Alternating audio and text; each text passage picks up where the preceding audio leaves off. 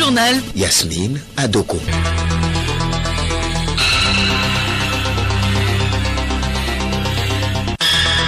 Madame, Messieurs, bonjour. Les titres de ce journal. La police nationale toujours en pleine action pour démasquer les malfrats. 5 individus interpellés ont été présentés ce matin à la presse à Lomé. Vous découvrirez leur identité dans ce journal. Les efforts du Togo en matière de lutte contre les maladies tropicales négligées ont été salués par un comité d'experts de la santé. Le pays est le tout premier en Afrique à avoir éliminé la filariose lymphatique. La présidence congolaise confirme officiellement la localisation de l'épave de l'Antonov 72 dans la province de Sankourou. Elle promet de faire la lumière sur cet accident qui suscite bien des interrogations. Et puis Sport Football éliminatoire CHAN 2020, les éperviers version locale affrontent le Nigeria samedi prochain à Lagos en match retour. Ils étaient ce matin à leur dernière séance de préparation au stade JCA d'Agouenivé.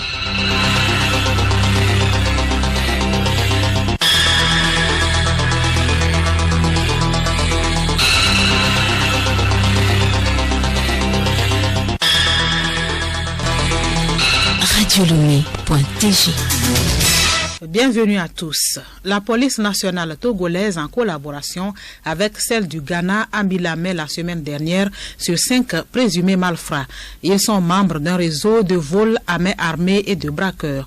Ils opèrent à l'aide de machettes, de pistolets de fabrication artisanale, de cartouches de calibre 12 mm, de clés passe-partout, afin d'apporter des engins tels que voitures, motos ou vélos.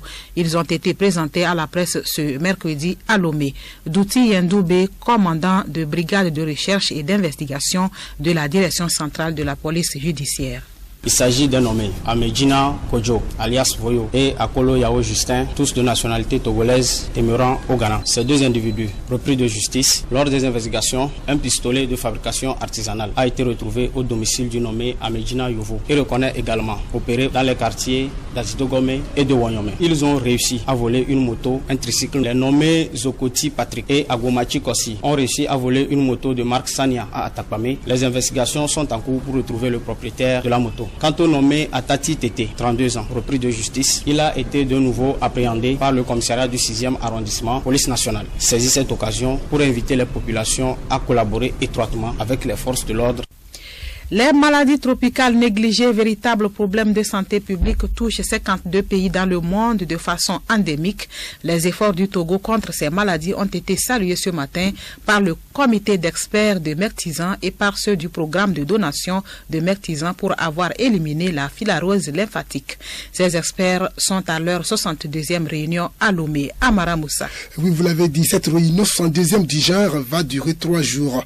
Le choix du Togo pour l'abriter s'explique par les avancées enregistrées par notre pays dans la lutte contre ces maladies, notamment la filariose lymphatique que le Togo a éliminée depuis 2017, le ver de Guinée dont on n'entend plus parler au Togo, sans oublier l'onchocercose dont l'élimination au Togo est très certaine.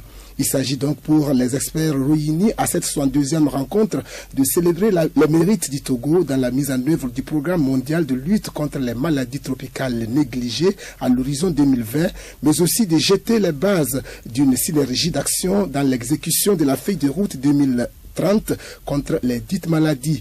Yao Sadalon, directeur du programme de donation du Mertizan. Le Togo a fait de très bons progrès, notamment en matière de l'élimination de l'éléphantiasis, parce que le Togo a été validé par l'OMS pour avoir éliminé l'éléphantiasis en tant que problème de santé publique en 2017. C'est le premier pays africain à atteindre ce niveau. Et deuxièmement, le Togo aussi a fait de très grands progrès en matière de lutte contre l'onchocercose ou la cécité des rivières, parce qu'en ce moment, on peut dire qu'il n'y a plus de nouveaux cas de cécité liés à l'onchocercose. Et même le Togo pourra même arriver à l'interruption de la transmission dans certaines régions du pays. La représentante résidente de l'OMS au Togo, Dr Diallo Fatoumata Binta, a réitéré l'engagement de l'OMS à accompagner le Togo dans sa lutte contre les maladies tropicales négligées. Elle se félicite des avancées enregistrées par le Togo dans cette lutte. Pour elle, les maladies tropicales non négligées restent une préoccupation du monde entier. Au vu de l'ampleur du problème, avec environ 5,25 millions d'années de vie ajustées sur l'incapacité d'Ali et une perte économique annuelle de moins 5,7 milliards de dollars américains, les États membres se sont engagés à éliminer la filariose lymphatique comme problème de santé publique d'ici 2020 par l'adoption de la résolution WHA 50.20 lors de la 50e session de l'Assemblée mondiale de la santé à Genève. Le professeur Moustapha Midiawa, ministre de la Santé et de l'Hygiène publique, a au nom du gouvernement remercié les partenaires qui accompagnent le Togo dans sa lutte contre les maladies tropicales négligées. Cette lutte, ardemment soutenue par les partenaires, au premier rang desquels figure le comité des experts de Mectizan et l'OMS, a permis au Togo d'éradiquer le ver de Guinée en 2011, d'éliminer la filariose lymphatique en 2017, de soumettre les dossiers du trachome et de la maladie du sommeil en vue de la validation de leur élimination et d'enregistrer des progrès notables dans la lutte contre l'onchocercose, notamment dans les régions maritimes et de la savane. À noter que la donation gratuite du Mectizan a permis de délivrer plus de 6,7 milliards de traitements à environ 850 millions de personnes dans 66 pays au monde. Une rencontre de consultation nationale réunie depuis ce matin à Lomé les spécialistes en eau et assainissement. Elle fait office d'enquête publique pour l'élaboration des normes ISO 30500 et 24521 éco-stand sur l'assainissement et les eaux usées. Yao Kamake. Les travaux de cette réunion de consultation nationale concourent à élaborer ces deux normes importantes sur les assainissements, de même que les eaux potables et usées. Il s'agit d'en faire des instruments de développement des organismes publics et privés et aussi de protéger les usagers, les autres parties prenantes et l'environnement. Napo Gbati, expert en eau et assainissement. La 3500 se rapporte au système autonome d'assainissement. Elle prescrit les exigences techniques de performance, de sécurité, de durabilité et de protection sociale et environnementale. La 24521 vise à donner des directives sur la gestion des eaux usées pour pouvoir permettre leur traitement avant leur rejet. Le processus d'élaboration de ces normes cadre bien avec le plan national de développement, le PND, en constituant un puissant accélérateur pour la croissance des entreprises. Tipwaka Kosiwa, présidente du comité technique eau et assainissement. L'intérêt de la normalisation, bien de l'harmonisation de ces deux normes, c'est de prendre en compte des situations assez spécifiques au Togo pour la mise en œuvre, le respect de ces deux normes. Les deux normes existent déjà et donc il s'agit vraiment de voir dans le cas du Togo quelles sont les spécificités. Autre avantage des normes ISO 30500 et 24521, la qualité de la production agricole et la confiance des consommateurs. Elle favorise du coup l'écoulement de ces produits sur le marché. Une délégation des ports du Havre, Rouen et Paris a eu une séance de travail hier avec les dirigeants du port autonome de Lomé. L'objectif est de développer davantage les liens commerciaux entre les ports français et togolais. La délégation française a échangé avec les responsables du port autonome de Lomé et a visité des structures de transport maritime. Théophile Dandakou. Les installations de Lomé Terminal et de Lomé Conteneur Terminal ont été notamment visitées par la délégation française conduite par Pascal Gabé, directeur général de Haropa, c'est-à-dire les ports de Havre, de Rouen et de Paris. Avant la visite, la mission de Haropa a suivi les images récentes sur les activités du port autonome de Lomé et ses perspectives. Les échanges qui ont suivi ont convaincu les Français de lendemain meilleur de la coopération portuaire. Pascal Gabé. Une délégation d'Haropa est venue à la fois pour faire un point d'étape sur le devenir du port de Lomé, voir comment il a évolué. Nous étions venus en 2015 et nous avons pu observer effectivement le grand développement du port de Lomé. Et la deuxième raison de notre venue, c'est de renforcer les liens qui unissent les ports de l'axe Seine et notamment de la place portuaire rouennaise et effectivement les ports de la côte africaine de l'Ouest. Nous venons de visiter les deux terminaux conteneurs du port de Lomé et effectivement nous avons pu voir une évolution en termes de montée de gamme. Des terminaux très modernes avec des capacités de traitement très importantes, très impressionnés effectivement par l'évolution du port de Lomé ces dernières années. Les maires du Grand Lomé ont officiellement pris fonction hier. Les présidents des délégations spéciales du Golfe, le contre-amiral Fogan Adegnon et Dagwenive Kossi Agbenigan Aboka ont passé le témoin aux nouveaux élus.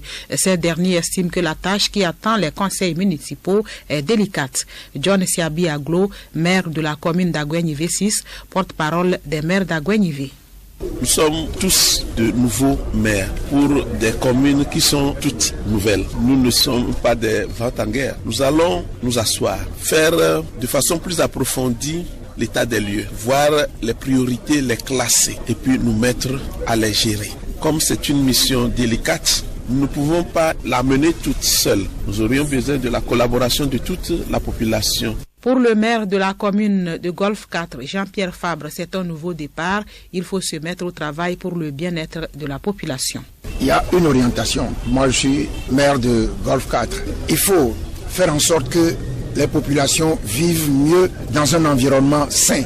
Pour moi, c'est l'essentiel. Les maires élus, ils doivent être jaloux de leur liberté et jaloux des compétences que leur confère la loi. Il y a des ressources qu'on lève toi-même et puis il y a des transferts des ressources de l'État vers les collectivités locales. Le mandat, c'est 6 ans. Si on laisse les gens travailler, on pourra toujours évaluer les performances des équipes. Le journal Yasmine Adoko. Hors du Togo, le président congolais Étienne Tshisekedi a rencontré hier des membres des familles de l'Antonov 72, cet avion qui s'est écrasé avec à son bord le chauffeur du chef de l'État et plusieurs de ses escortes. La présidence a officiellement confirmé la localisation de l'épave dans la province de Sankourou et promis de faire la lumière sur cet accident. Gabriel Aïna. La présidence promet effectivement de faire toute la lumière sur ce drame et assure avoir mobilisé une équipe d'enquêteurs expérimentés.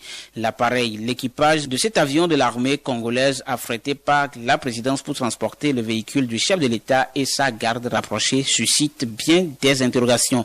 L'on se demande qu'est-ce qui s'est réellement passé et les enquêtes vont certainement éclairer l'opinion. Cet Antonov 72 est sorti de l'usine en 1987 et a changé plusieurs fois de main et même d'immatriculation depuis.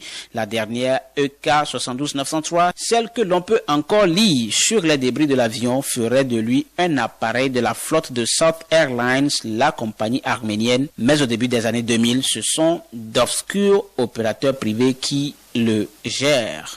En Guinée, le gouvernement appelle au dialogue après 2 jours de manifestations des partis de l'opposition et de la société civile contre le 3e mandat du président Alpha Condé. Édouard Sono sur un dossier de Roland Sossou. Le président déplore la rupture du dialogue. Dans un communiqué diffusé lundi soir par ses services, il a affirmé son engagement total pour la démocratie. Il a insisté sur le libre exercice des droits et des libertés reconnus à tous les citoyens, comme le droit de manifester.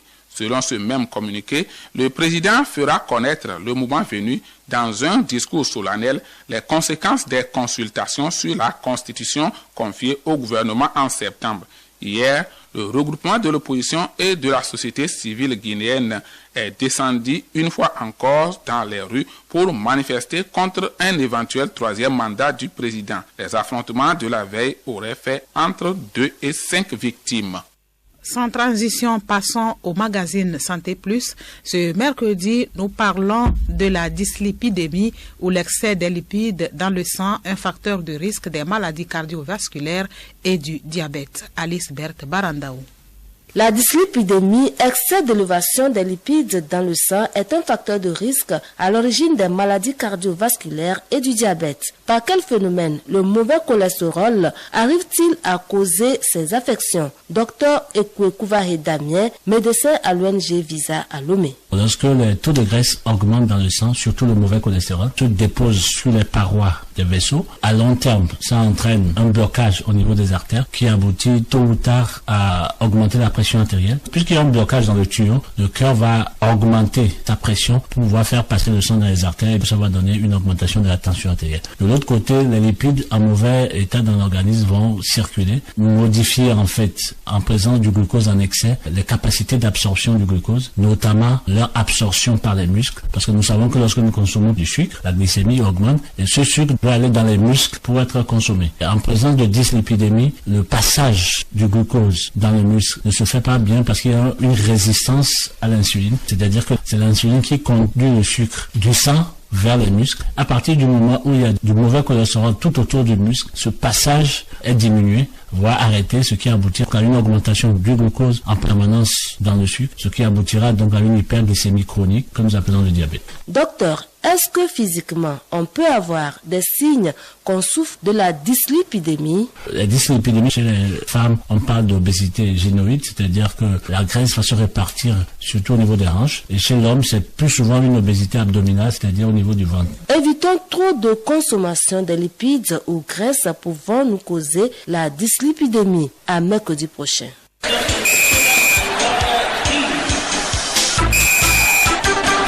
Sport football préparatif des éliminatoires CHAN 2020, les éperviers locaux ont bouclé leur séance d'entraînement ce mercredi à Lomé. Yao Kamake.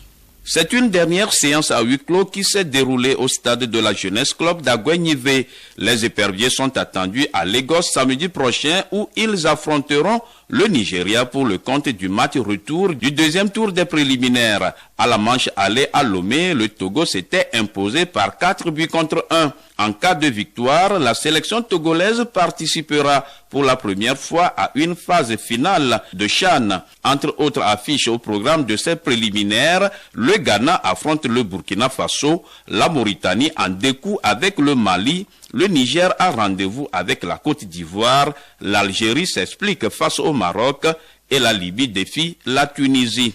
En Europe, l'heure est aux éliminatoires de l'Euro 2020 avec la 8e journée. Pour le compte des matchs disputés mardi, la Finlande a dominé l'Arménie 3-0, les îles Féroé épinglent Malte 1-0. La Suède et l'Espagne font jeu égal, 1 but partout. Gibraltar perd devant la Géorgie 2-3. Score de parité 1-1 entre la Roumanie et la Norvège. L'Italie atomise Liechtenstein 5-0. La Grèce bat la Bosnie-Herzégovine 2-1. La Suisse domine l'Irlande 2-0. Et la Lettonie courbe les Chines devant l'Israël 1-3.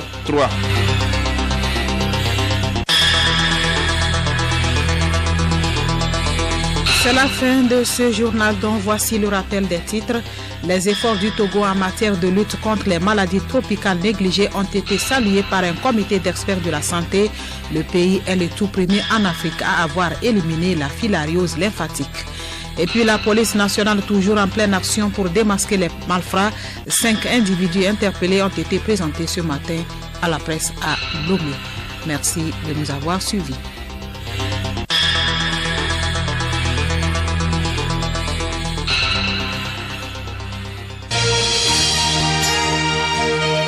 Radio Lomé, boîte postale 434, email radiolomé@radiolomé.tg. radiolomé.tg